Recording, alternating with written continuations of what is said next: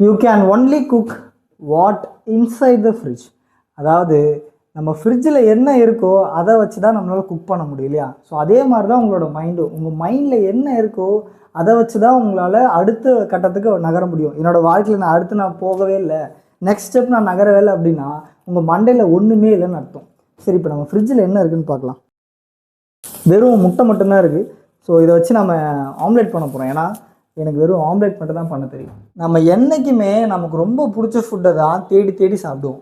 So அதே மாதிரி உங்களுக்கு என்ன புக்கு ரொம்ப பிடிக்குதோ அந்த புக்கை மட்டும்தான் நீங்கள் படிக்கணும். சரியா? உங்களுக்கு ஒரு புக்கு பிடிக்கல அப்படின்னா அந்த புக்கை நீங்கள் படிக்க வேண்டிய அவசியமே கிடையாது.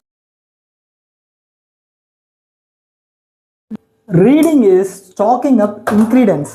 அதாவது ரீடிங்கை பொறுத்த வரைக்கும் எப்பயுமே ஸ்டாக் வச்சுக்கிட்டே இருந்துகிட்டு இருக்கணும். இப்போது நீ படிக்கவே இல்லை, கற்றுக்கவே இல்லை, எதையுமே புதுசாக ஒரு ஸ்கில்ஸ் கற்றுக்கவே இல்லைன்னு வச்சுக்கோங்க, உன் மைண்டுன்ற ஃப்ரிட்ஜில் எதுவுமே இருக்காது, எம்டியாக இருக்கணும். ஓகேவா? நீ ஏதாவது ஒரு விஷயத்த படிச்சுக்கிட்டே இருக்க, கற்றுக்கிட்டே இருக்க, உனக்கு பிடிச்ச ஒரு விஷயத்த ஈடுபட்டுக்கிட்டே இருக்க அப்படின்னா உன் மைண்டுன்ற ஃப்ரிட்ஜில் உனக்கு ஸ்டோரேஜ் ஃபில் ஆகிக்கிட்டே இருக்கும். அதே மாதிரி ரீடிங்கில் இன்னொன்று இருக்குது.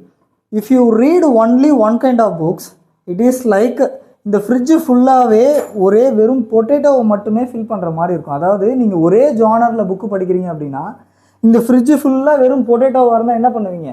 சரியா? அதே மாதிரி தான். அதை வச்சு நம்ம எந்த ரெசிப்பியும் பண்ண முடியாது ஒரே ஒரு பொட்டேட்டோவை வச்சு. அதே மாதிரி நீங்கள் நிறைய ஜானர்ஸ் ஆஃப் புக்ஸை நீங்கள் படிக்க ஆரம்பிக்கணும்.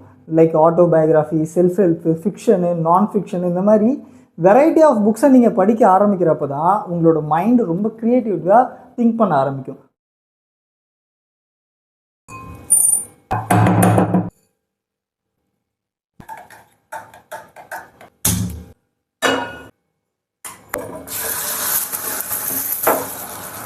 இப்போது அதே மாதிரி நம்ம சம்டைம்ஸ் ஃப்ரிட்ஜில் நம்ம என்ன வச்சுருக்கோம் அப்படின்றத மறந்துடும்.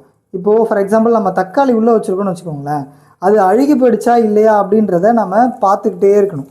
அதே மாதிரி தான் ஒரு புக்கை நம்ம படித்து முடிச்சிட்டோம் அப்படின்னா அந்த புக்கை மறுவாசிப்பு பண்ணிக்கிட்டே இருக்கணும், அதை ரீரீட் பண்ணிக்கிட்டே இருக்கணும். ஓகேவா? ஸோ இப்போ அதை நம்ம எப்படி வெஜிடபிள்ஸை செக் பண்ணிக்கிட்டே இருக்கோமோ அதே மாதிரி ஒரு புக்கை ரீரீட் பண்ணுறதும் அவ்வளோ அவசியம். ஓகேவா? ஸோ அந்த மாதிரி ஒரு புக்கை நீங்கள் ரீரீட் பண்ணல அப்படின்னா அது ஒரு நல்ல புக் இல்லை அப்படின்றத தெரிஞ்சுக்கோங்க.